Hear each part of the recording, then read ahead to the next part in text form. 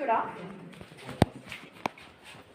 Bec de gaz, puisqu'en 1900, vous avez l'installation d'une usine à gaz à Bessay-sur-Bray. Alors pour ceux qui connaissent un petit peu la région, l'usine se trouvait oui, au niveau de la déchetterie, près du garage Peugeot, à côté de la piscine municipale. Je ne peux pas faire mieux en termes de localisation. Donc à 2 km d'ici, le château est relié par des conduites directement à l'usine. Dès 1901, on a donc l'éclairage. Et en fait, ce sont tous ces éléments de modernité. On a évoqué le système hydraulique, les portes à galandage, le chauffage au sol, vous avez le téléphone intérieur, le système d'appel des domestiques, tout ça va ralentir la protection du château. Pendant très longtemps, Courtanvaux, il va être jugé trop moderne. En 2021, on connaît une extension de protection parce que cette modernité est relativement ancienne. Donc il a fallu que les mentalités évoluent, mais aujourd'hui il est protégé parce que Courtanvaux, c'est un château que l'on réinvestit au début du 19e et qu'on transforme en une demeure très confortable. Au niveau des fourneaux, vous avez à mes pieds la petite réserve de charbon. Pour ceux qui sont au fond, vous aurez l'occasion de venir voir la réserve. Vous avez le bain-marie, poire de l'eau chaude. On mettait l'eau froide ici.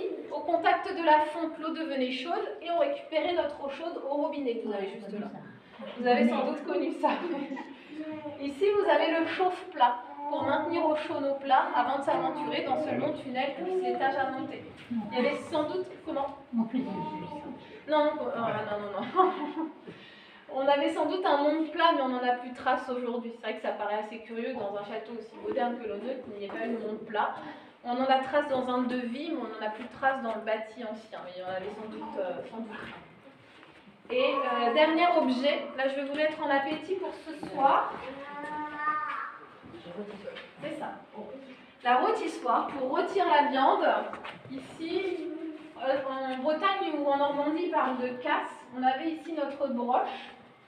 On y mettait notre volaille face aux flammes de la cheminée. On ouvrait pour consulter l'avancée de la cuisson. On arrosait la viande.